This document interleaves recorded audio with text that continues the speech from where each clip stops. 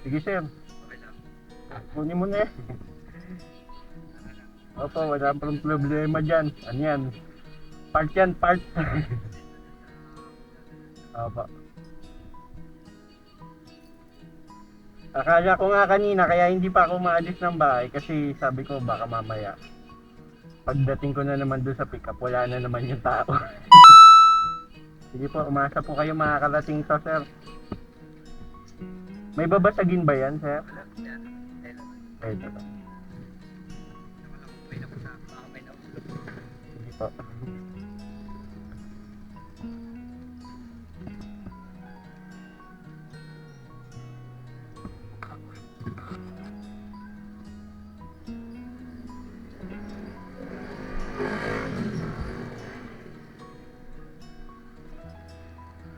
Salamat po sir, umasa kayo makakarating to. Thank you.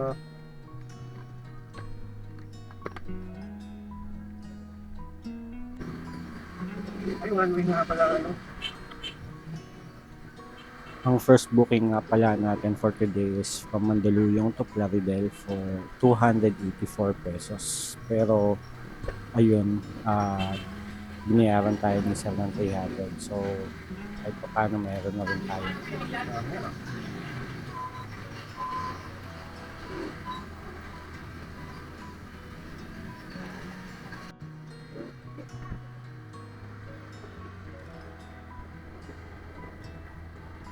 So on the way na tayo palabas ng Manila pero nagbabaka sakali tayo makakuha pa ng isa pang booking para may maisabay tayo.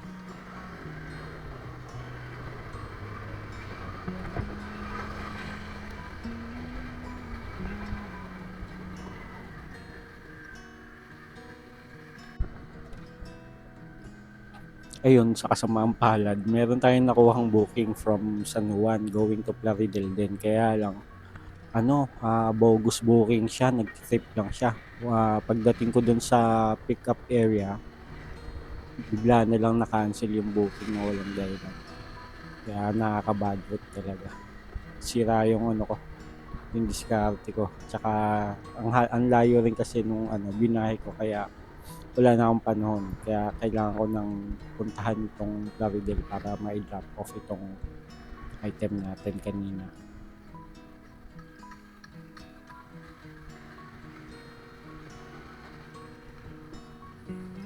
At ayan, nirating na natin itong drop off location. Hello po sir. Sir, lalamove po. Sir, di ba di nandito na ako sa sa yung nakapin location, yung J-Vision CCTV installation na shop. Ano po, nagre-ring kaya lang hindi niya sinasagot eh. Paki-inform po na nandito na ako. Thank you. Yung name, sir? Yung ano pong name? Alin? Yung name po? Mark Rudy. Android. Yung item po yung yung example sir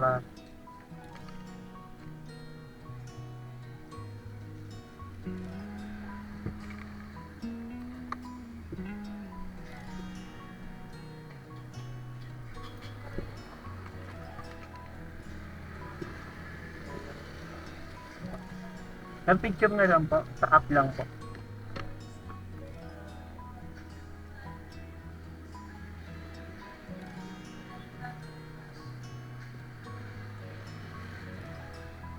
Thank you. As you can see, nagtanong din ako ng basic questions dun sa lalaking nag-approach sa akin kasi pwedeng ibang tao yun na mag-intercept ng booking natin. Then after 30 minutes, nakakuha na tayo ng booking from Baliwag to San Juan for 326 pesos. Medyo malayo nga lang to from Plaridel, pero kinuha ko na rin. Kaya para lang may makuha tayong booking nyo pa uwi.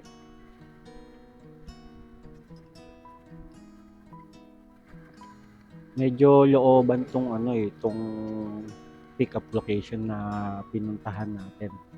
Ayon dun sa pinned location nung map.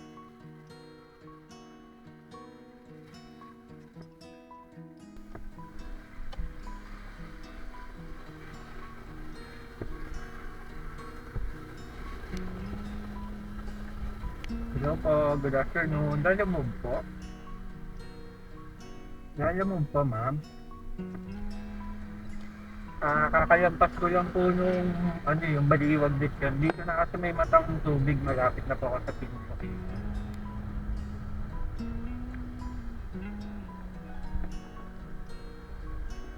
Orchid Street. Anong Orchid Street? Nandito na kasi ako sa may ma'am. Yung, yung parang malaking malaking warehouse na nasa kanan, tabi ng palayan. Malapit na ako, pakanan na ako eh. Oh. Parang warehouse. Malapit na ako sa junk shop. Opo. Eto, nakalagay junk shop, kanan, bilog. Tapos kakanan na ako dito.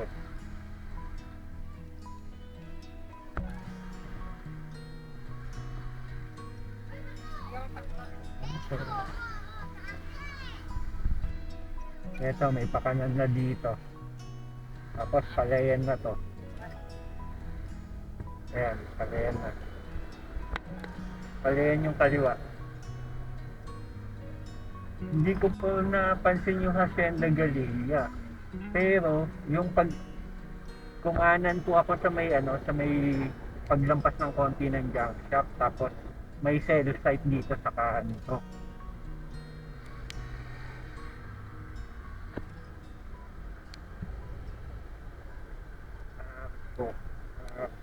Wala akong napansin kasi nakatingin kasi ako sa mapa. Nandito na ako sa mahabang to ma'am, daanan eh. Tapos palayan yung nasa kaliwat kanan ko.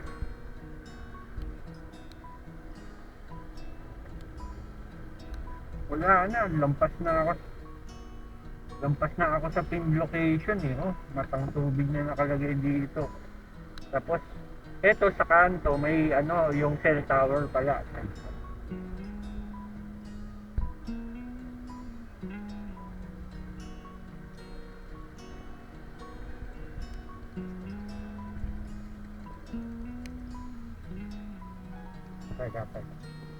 Sir, saan pa yung matang tubig? Doon pa. Pabalik. Yun. Saan yung Hacienda Galleria? Hacienda Galleria. Doon pa, pabalik. Lampas na ako. Hello, ma'am?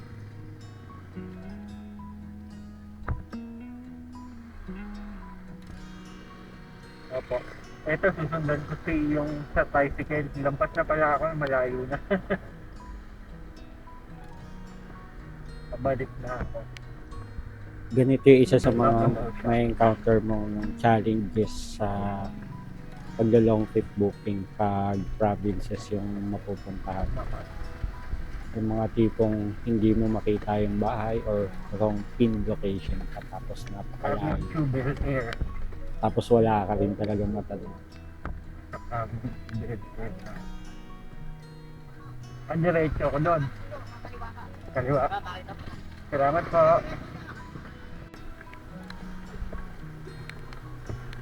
Honda Click po. Opo. Meron dito red na gate, tapos yung katapat niya gray na gate. Ayun. Opo, nandito na. Kinawayan niya na ako. Okay.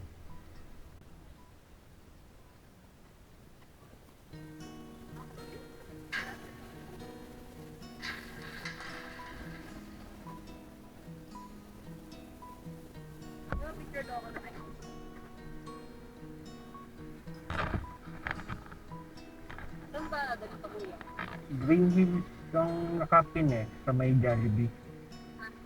Sa Jollibee Green Hills. Yes. Actually yung plate number ang doon eh. Yes. Kasi yung ID pwede pekein, yung plate number hindi. Once na ma-report mo yung plate number sa police, matitrace agad yung Wala nang password to, ma'am. Sabi niya. Teka. Tawagan ko lang, ma'am, para Okay.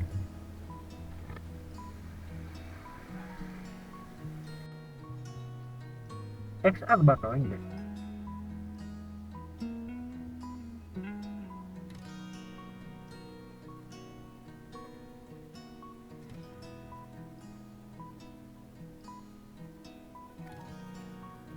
Hello, eto sir, kadadating ko lang, ang layo po nung nung pin location nyo dun sa actual na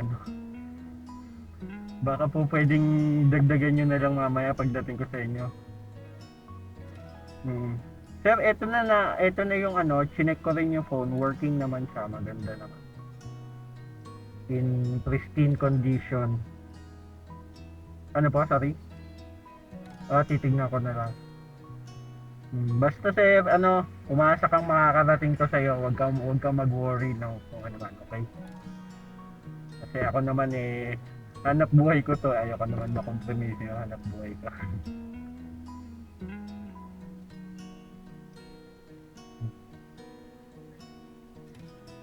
Ay, may password daw yun sir, yung sabi ni ma'am na yung phone. Kung mapapansin nyo, chinek ko rin yung phone ngayon, tapos inalam ko na rin kung may password or wala. Pag kukuha kayo ng mga bookings ng mga may gadgets, laptop, cellphones, tablets, make sure na walang password yung kukunin nyo kasi kung yung ibibigay ng sender, kasi baka mamaya pagdating dun sa drop-off, hindi naman mabuksan ng client, wala rin silbi yun pag nagkataon. Lalo na kung hindi niya na mahagilap yung sender after niyang makuha yung item nung sa drop-off. Kawawa lang yung client.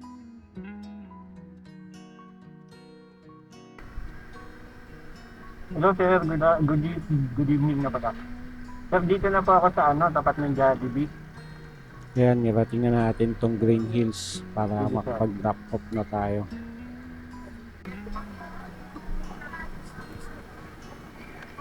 Hindi ko na sinabayan to sir kasi hindi ko na sinabayan. Kaya maaga ako dito. Wait lang po. Sir, picture lang Mabilis lang.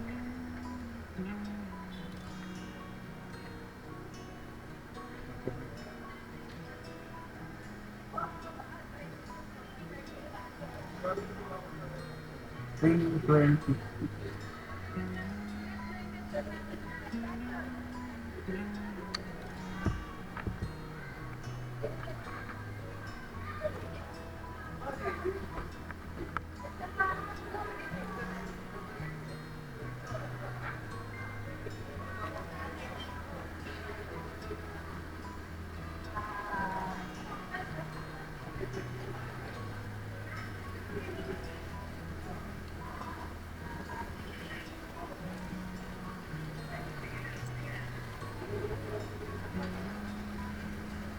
Kulang ako ng piso. Hindi, ito nga, okay yan. 326. 326 yung niya sir eh. 26. Opo.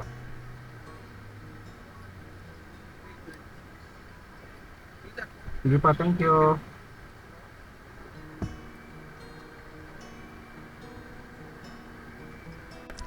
So ayan, pauwi na tayo kasi buong araw tayong basa sa ulan. Nanginginig na rin yung mga kamay ko. Sa Dito pala. kanina pa kasi basang basa, pati yung katawan ko basa. So ayun, medyo alat tayo ngayong araw. Ganun talaga sa business, hindi laging panalo, hindi rin palaging talo, magfa-fluctuate siya.